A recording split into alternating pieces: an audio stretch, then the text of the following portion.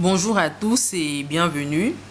Aujourd'hui, nous allons voir comment se couvrir ou comment littéralement protéger ses arrières dans le contexte professionnel. Alors, vous êtes sans savoir que l'entreprise est le lieu de travail par excellence, mais c'est également un lieu d'exercice de pouvoir et d'influence et d'ambition personnelle. Donc, pour y évoluer, bien sûr, on va vous demander de faire preuve de collaboration. Mais il faut aussi savoir se protéger pour éviter au maximum les problèmes, les contentieux qui peuvent mettre à mal votre emploi ou même parvenir au licenciement. Et ce n'est pas pour rien que certains qualifient l'entreprise de jungle. Donc ce n'est pas un monde de bisounours parce que en cas de problème, votre plus proche collaborateur, votre N+1 qui a juré de vous soutenir jusqu'au bout, il ne va pas hésiter à vous jeter sous le bus pour préserver son emploi. Alors, nous allons voir dans cette capsule 4 conseils à mettre en œuvre pour pouvoir se protéger au maximum. La première des choses à faire, ce sera de garder des traces écrites. Donc, il faut que vous preniez l'habitude de formaliser vos discussions orales par écrit. Par exemple, lorsqu'il s'agit de discuter d'une évaluation, des ordres ou des instructions que votre N+1 ou encore des informations que votre collaborateur pourrait vous communiquer à l'oral. Donc, à l'issue d'une discussion, à l'issue d'un échange oral, il faut avoir l'habitude d'envoyer un mail de confirmation qui va dire, par exemple, bonjour monsieur, madame, suite à nos échanges de ce jour, je retiens que vous m'avez demandé de faire telle chose, de faire X ou Y. Et par exemple, lorsqu'on vous remet en main propre un document physique important, par exemple une facture, à moins d'avoir par exemple un cahier de transmission, c'est aussi bien de confirmer par mail que vous avez bien reçu ou que vous avez bien transmis un document donné. La deuxième des choses à faire, c'est de veiller sur vos outils de travail. Donc, par exemple, si vous utilisez un ordinateur dans votre bureau, il faut qu'il ait bien sûr un mot de passe que vous seul vous connaissez et que vous allez peut-être changer de manière régulière.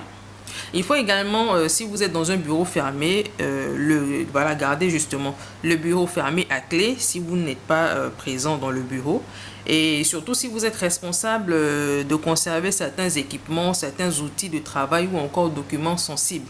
Je me souviens le cas d'une dame qui avait connu un licenciement à cause d'un chèque qu'elle avait reçu d'un client et qu'elle se souvenait avoir rangé dans son tiroir mais qui a disparu et qu'on a eu beau chercher et qu'on n'a pas retrouvé.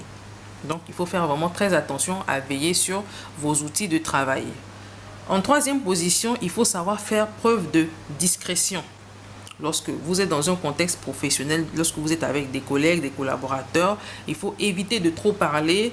Sinon, à force, vous allez divulguer des informations sensibles et dans le feu de l'action pour être admiré, par exemple auprès de ses collègues, à côté, lors des after-work ou encore à la machine à café.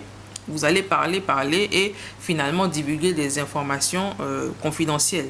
Donc, il faut éviter de parler des dossiers que vous traitez, des clients que vous rencontrez. Vous ne savez pas forcément qui est en face de vous et ce qu'il peut rapporter dans votre dos. Donc, si ce n'est pas dans un contexte adapté, si ce n'est pas dans le cadre d'une réunion, il faut éviter de trop parler.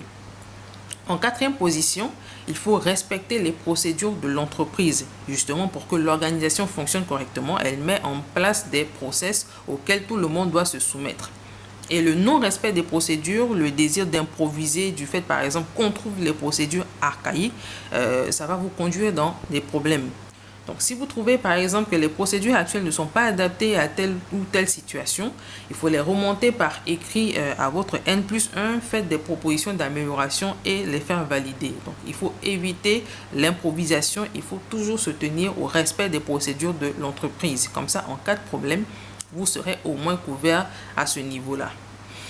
Alors, en conclusion, il ne s'agira pas de devenir paranoïaque, autrement la vie en entreprise serait cauchemardesque, mais il faut vraiment faire preuve de prudence parce qu'en cas d'orage, ça sera chacun pour sa propre tête.